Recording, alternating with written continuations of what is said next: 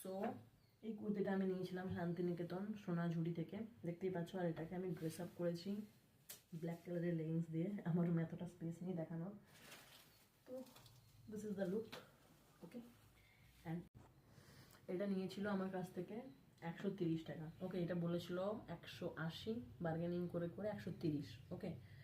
এই হচ্ছে তার ড্রেস, এই হচ্ছে তার look, front side back side, যাই হোক। And it's look fab, seriously.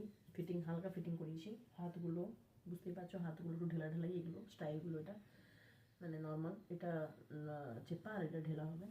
And it's really really comfortable, really comfortable. Seriously আমার কাছে এখন মনে হচ্ছে যে আমার কাছে যদি আরও টাকা থাকতো তাহলে আমি সোনাঝুরি থেকে এরকম টাইপের আরও নিয়ে নিতাম। তোমরা শপিং করলে সোনাঝুরি থেকে করো। যারা শান্তিনিকেতন থেকে যদি এই ভিডিওটা শান্তিনিকেতন অবধি যায় তাহলে সিরিয়াসলি বেস্ট, তোমাদের সেলিং হবে প্লাস সেভিংসও হবে।